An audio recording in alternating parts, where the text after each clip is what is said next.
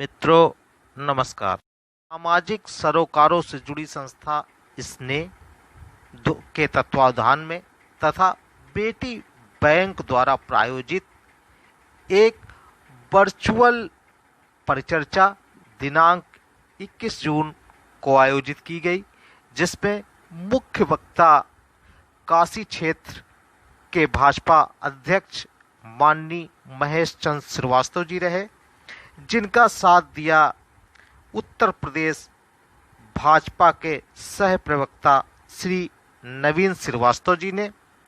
अध्यक्षता कायस वृंद के अध्यक्ष श्री धीरेन्द्र श्रीवास्तव जी ने की तथा संचालन का दायित्व नरेंद्र मोदी विचार मंच की राष्ट्रीय महामंत्री डॉक्टर ज्योति श्रीवास्तव जी ने किया।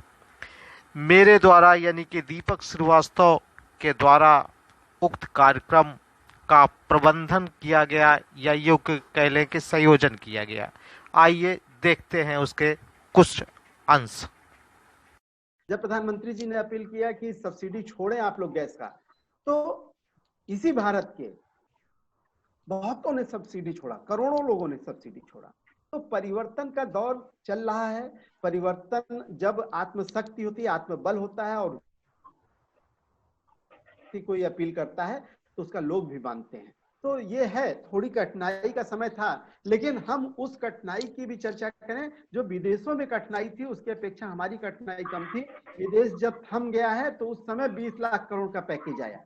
ये मामूली बात नहीं है। अगर इसमें अर्थव्यवस्था सुधारने के सारे स्कोप और सारे संभावनाएं हैं, लेकिन हमें इसमें आगे बढ़ने की जरूरत है और अपने में परिवर्तन भी करने की जरूरत है। हम सब सरकार से पूरी तरह से अपेक्षा नहीं कर सकते कि कोई भी क्रांति होती है तो जन ही कर पाता है। सरकार के द्वारा एक सिस्टम बनाया जा सकता है, लेकिन हम पहले भी जो सुधार हुए, चाहे सती प्रथा की हम सब बात कर लें, तो वो इतना घिनौना वो एक प्रथा था, वो कैसे हटा? वो सरकार के नियम बनाने से नहीं हटा। जब जन सहभागिता हुई, जब राजा राम मोहन राय ने उसको जन आंदोलन बनाया, तब वो हटा। तो किसी भी परिवर्तन के लिए जब जनता आगे होती है तो तभी होता है। और ये भी चीन के उत्पादन का जो बायकाट की बात हम सब कर रहे हैं, ये भी जब जनता आगे आ जाएगी तो ये भी खत्म होगा। हम 2 पैसा महंगा भी चीज लेना पसंद करेंगे, अपने देश की चीज इस्तेमाल करना पसंद करेंगे, लेकिन एक कंपैरेटिव आइडिया जरूर बननी चाहिए कि हम कितना महंगा लें, कितना सस्ता प्रोडक्ट हो। तो उसके लिए आवश्यक है, फिर मैं कहूंगा कि उसके लिए आवश्यक है कि अपनी सोच बदलनी पड़ेगी। हम अपने बच्चे को नहीं देखते कि वो किधर जाना चाहता है, उसको BA MA कराते हैं, क्यों कराते हैं? उसको हुनर क्यों नहीं देते हैं? उसको स्किल्ड क्यों नहीं करते हैं? मतलब ये हमारी भी सोच बननी चाहिए। जब स्किल्ड होगा तो आपके यहाँ प्रोडक्ट, जब वो लेबर अधिक मात्रा में होंगे तो प्रोडक्ट सस्ता होगा। आज हमारे पास वो लेबर कम थे, लेकिन ये जो लोग लौटे हैं जो बाहरों काम करते थे, वो आज इस प्रोसेस में अब चीजें आ रही हैं कि अब चीजें बदलेंगी। और मैं विश्वास करता हूँ और बाबा विश्वनाथ से भी प्रार्थना करता हूँ, ईश्वरीय शक्ति से भी प्रार्थना करता हूँ कि भारत का जो संकल्पना है, भारत का नेतृत्व जो सोच रहा है, वो बाबा विश्वनाथ पूरा करें। और आप सब को मैं कहना चाहता हूं कि आने वाला दिन बहुत अच्छा होगा। और मैं आज कुछ बहुत बड़ी बात नहीं करता हूं। चीन का अगर युद्ध हुआ तो आपको पता चलेगा कि भारत कितनी मजबूत स्थिति में होता है, लेकिन वो भी समझ रहा है कि पहले वाली स्थिति नहीं है, 62 की स्थिति नहीं है। आज दूसरा नेतृत्व है जिसके साथ पूरा विश्व खड़ा है। धन्यवाद। सर का बहुत बहुत आभार। लेकिन सर जो है, कुछ पंक्तियां पेशे खिदमत करना चाहूंगा इस मंच को और खासकर आपको और नवीन सर को, कि पीर पर्वत सी पिघलनी चाहिए, पीर पर्वत सी पिघलनी चाहिए, इस हिमालय से कोई गंगा निकलनी चाहिए। सिर्फ हंगामा खड़ा करना हमारा मकसद नहीं, मकसद है कि सूरत बदलनी चाहिए, सूरत बदलनी चाहिए।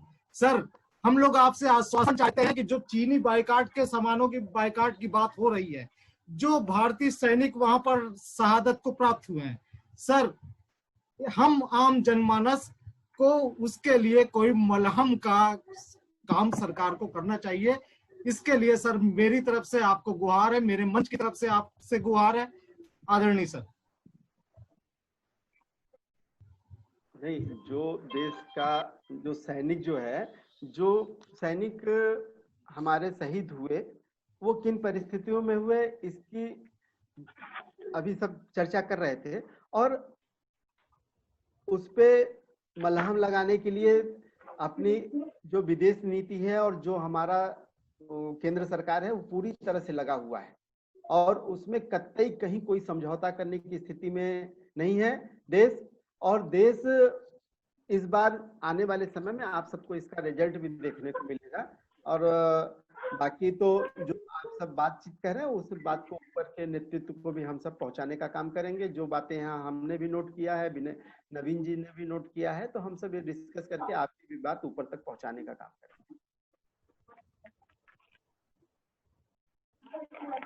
जैसा कि उक्त परिचर्चा एवं मुख्य वक्ता की बातों से स्पष्ट होता है कि यदि हम आत्मनिर्भरता को प्राप्त करते हैं, भारत देश हमारा आत्मनिर्भरता को प्राप्त करता है, जो कि हम आत्मनिर्भर तो हम ही हैं, लेकिन यह है कि अगर हम चीनी सामानों का बहिष्कार कर अपने स्वदेशी सामानों को अपनाते हैं तो निश्चित तौर पर चाइना 1962 की स्थिति को नहीं दोहरा पाएगा और हम उसका मुकाबला करते हुए उसको अब की नेस्तनाबूद करेंगे, पराजित करेंगे।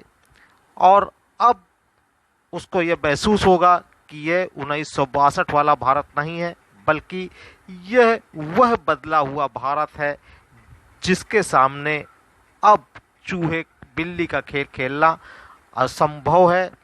इसलिए हमें स्वदेशी अपनाना चाहिए।